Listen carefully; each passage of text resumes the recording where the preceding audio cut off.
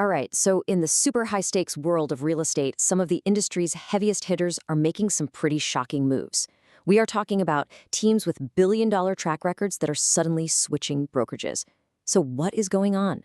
What's behind this massive real estate shuffle? Let's break it down.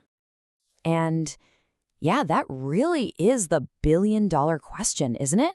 I mean, you've built an empire, you're closing these massive deals, so why would you risk it all? Why would you leave a top brokerage for something completely new? That is the puzzle we are going to piece together right now. You know, people in the industry are actually calling this the New Year Shuffle. It's this growing trend of top-tier talent taking a hard look at their partnerships and searching for the absolute perfect fit for their future. And we're not talking about a tiny little shift here. This is a big strategic realignment. So, to really get to the bottom of this, we're going to look at two super interesting case studies.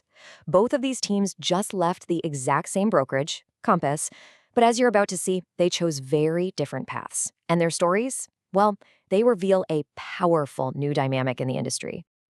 Okay, first step, let's head to Seattle. This is where one of the city's top real estate teams just dropped an absolute bombshell. And I'm not kidding when I say top team. These guys are an absolute powerhouse in the industry.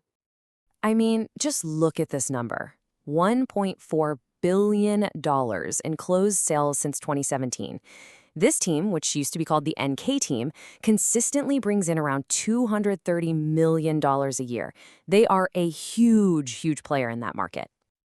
And this isn't some tiny two-person shop either. We're talking about a 34-agent mega team. So a move like this involves a ton of people and a massive book of business, which makes the decision to switch everything up even more significant. And get this, it wasn't just about changing the logo on their business cards. They did a complete rebrand, from the NK team to the McConnell Group. This is a huge signal. They weren't just looking for a new brokerage. They were planting a flag, saying, "This is our brand, our identity." This quote from the founder, Sean McConnell, pretty much says it all.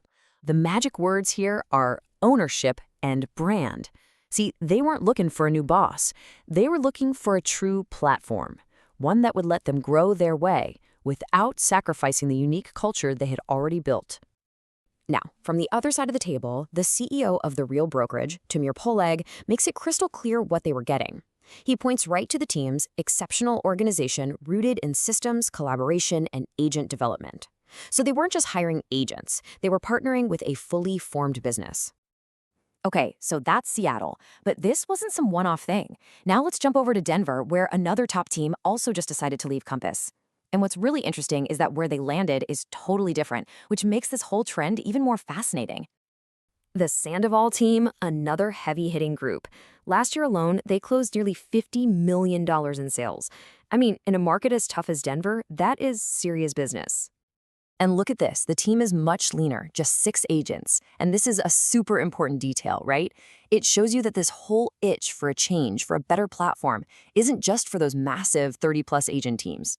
It's happening at all different scales across the industry. And just listen to the words being used here by the CEO of their new brokerage, REMAX Advantage. She talks about the power of alignment and supporting their next chapter of growth. See that pattern? Again, it's all about partnership and future potential, not just what they've done in the past.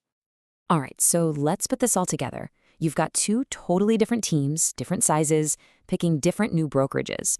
One is more tech-forward like Real, the other is an established giant like REMAX. But when you really dig in, you see their motivations are strikingly similar. They're all on the hunt for what you might call a forever home.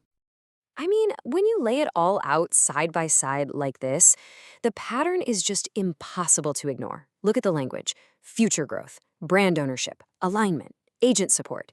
Even though they ended up in different places, both of these teams were looking for the exact same things. So what does this all mean?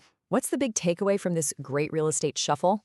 Well, it signals a pretty fundamental shift in the whole relationship between brokerages and their top agents. It really boils down to this.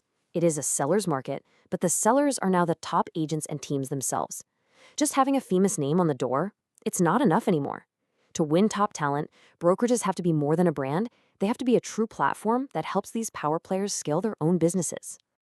And that leaves us with a really fascinating question about where the industry is headed. In this new war for talent, as this power dynamic keeps shifting, who do you think truly holds the cards?